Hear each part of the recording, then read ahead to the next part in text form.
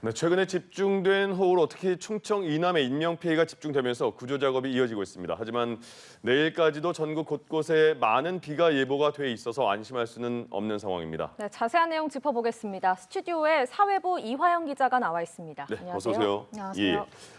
인명피해가 상당히 지금 심한 상황입니다. 현재 상황 어떻습니까?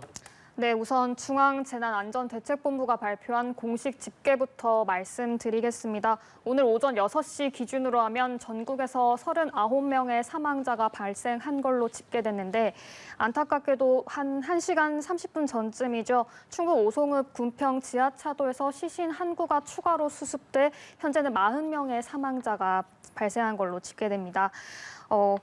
추가로 말씀드리면 새벽부터 시신 4구가 연이어 수습이 됐는데요. 제일 처음 수습된 새벽 1시 25분쯤에 나온 시신은 747번 시내버스 기사로 알려진 50대 남성으로 전해졌습니다. 이어서 새벽 2시 45분, 그리고 3시 58분, 그리고 아까 말씀드린 것처럼 아침 6시 20분쯤 연이어 수습이 됐습니다. 지난 9일부터 중대본은 하루 4차례 피해 상황을 집계해서 발표하고 있는 만큼 실시간으로 발생하는 피해 상황과는 다소 차이가 있을 수 있다는 점 알려드리겠습니다. 지역별로 보면 우선 경북과 충북의 피해가 집중되고 있는데요. 네. 산사태 피해가 컸던 경북에서 현재 가장 많은 19명의 사망자가 발생했습니다. 충북에서도 추가로 나온 사망자를 포함하면 현재 16명이 숨지면서 인명피해가 잇따랐는데요. 충북 청주시 오송읍 군평 지하차도에서 차량이 15대가량 빠져나오지 못하고 갇힌 상태여서 피해가 컸습니다. 현재까지 13명이 숨졌고 부상자는 9명으로 20명이 넘는 사상자가 발생했습니다. 현재도 시간은 계속 흐르고 있어서 수색 작업이 완료되면 사망자는 더 늘어날 가능성이 큰 상황입니다. 예. 네, 지금 산사태 경보도 전국 곳곳에서 이어지고 있죠. 네, 맞습니다. 지금까지 계속 많은 비가 내려서 지반이 매우 약해진 상태인데요. 경북과 충남 등지에서 산사태로 인한 인명피해가 발생했습니다. 경북도청은 마찬가지로 오늘 오전 6시 기준으로 현재까지 토사 유출로 숨진 이들은 8명으로 우선 기록하고 있습니다. 네. 현재 실종자 수색 작업도 이어지고 있어서 사망자는 더 늘어날 수 있습니다. 말씀하신 것처럼 산림청은 현재 경북 예천군이나 봉화군 등의 산사태 경보를 발령한 상태입니다. 쏟아진 비에 지반이 약할 대로 약해져 있어서 현재 매우 산사태 위험성이 큰 상황입니다.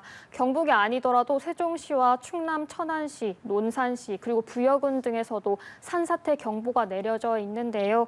실제로 사고도 연이어 발생하고 있습니다. 지난 14일 오후에는 논산시 양촌면에서 산사태가 발생해서 납골당이 붕괴되면서 80대 노부부가 숨지는 사고가 발생했습니다. 예. 전국적으로 산사태 경보가 내려진 곳들이 많으니까요. 인근 주민들께서는 유념하셔서 미리 대비하시는 게 중요하겠습니다. 네, 피해가 상당히 심각하고 또 계속 수습하는 과정인데 안타까운 사연도 있더라고요. 네, 계속해서 알려지고 있는데요, 사연들이. 앞서 말씀드린 것처럼 충북 오송읍 궁평 지하차도 침수 현장이 특히 인명피해가 컸죠. 예. 지하차도가 침수될 때 물과 함께 토사가 흘러들어와서 좀 구조 작업이 어려워졌다고 하는데요. 인근에 마련된 지휘소에서는 실종자 가족들이 밤잠을 자지 못하고 뜬 눈으로 밤을 지새웠다고 합니다.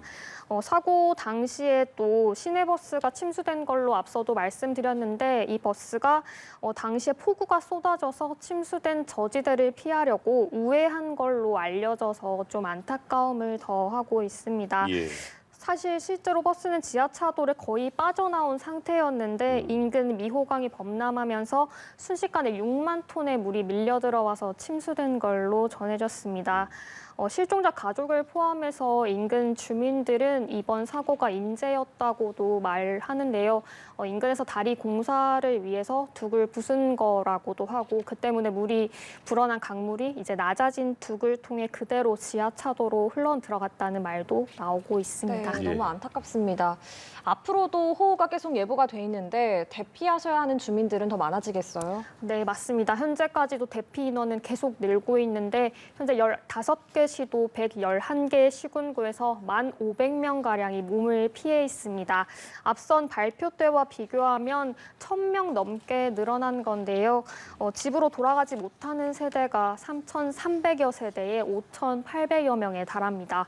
이분들은 인근 체육관이나 문화센터, 마을회관 등에 마련된 임시시설에 지내고 있는 상태입니다. 마찬가지로 지역별로 살펴보면은 인명 피해가 가장 좀 컸던 지역들이죠. 산사태 위협이 큰 경북에서 2,000세대 가까이 3,000여 명이 대피해 있는 상황입니다.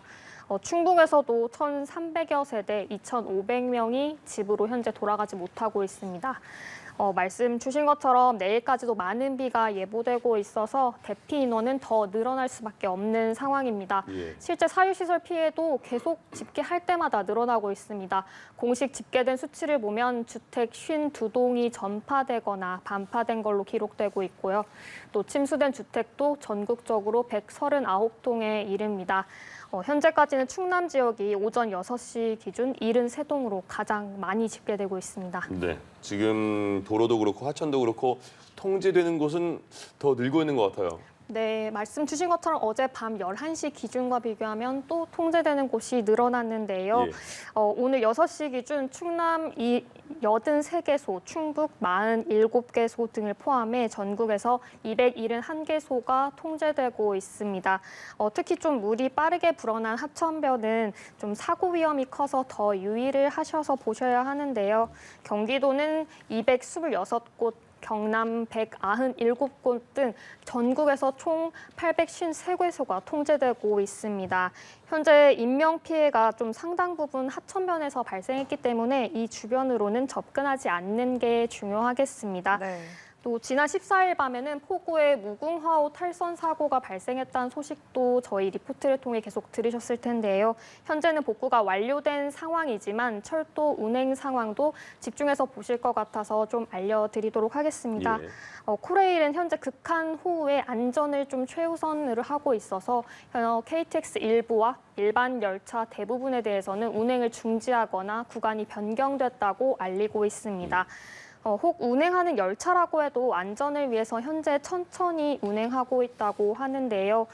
구체적으로 보면 서울에서 출발해 수원을 경유해서 부산으로 가는 KTX는 운행이 중지됐고 용산에서 목포 구간 등에선 열차 운행 마찬가지로 중지됐습니다. 네. 이외에도 실시간으로 정보를 확인하시려면 코레일 홈페이지나 코레일 톡에서 조회해 보시면 되는데 이때 조회되지 않는 열차는 현재 운행이 중지된 걸로 확인하시면 됩니다. 네, 알겠습니다. 중대본도 계속해서 피해 상황을 점검하고 있다고 하는데 중대본의 대응은 어떻게 이루어지고 있습니까? 네, 말씀 주신 것처럼 제가 말씀드린 공식 통계는 모두 중대본을 통해 나오는 건데요. 현재 중대본은 전국에서 발생하고 있는 피해 상황을 집계하고 있습니다. 윤석열 대통령은 앞서 폴란드 바르샤바에서 화상회의 주재를 하면서 추가 인명 피해를 막기 위해 총력 대응을 당부하기도 했는데 오늘 오전 5시 10분쯤이죠. 조금 전 귀국했고 현재는 중대본 회의를 직접 주재할 예정으로 전국적으로 발생한 피해 상황을 점검하고 대응 상황도 함께 살펴볼 걸로 보입니다. 또 전국에서 소방의 구조 작업도 이어지고 있는데 소방청은 지난 13일부터 중앙긴급구조통제단을 가동했고 지금까지도 계속해서 구조 활동을 지원하고 있습니다. 앞으로도 중대본은 기상 상황을 계속 모니터링하고 피해 지역이 신속하게 복구될 수 있도록 작업을 이어간다는 계획입니다. 특히 현재 폭우로 가장 큰 좀 피해를 본 경상북도와 충청북도 지역 등은 조만간 특별 재난 지역이 선포될 가능성도 있습니다. 네, 알겠습니다. 지금까지 사회부 이화영 기자와 이야기 나눠봤습니다. 고맙습니다. 고맙습니다. 감사합니다.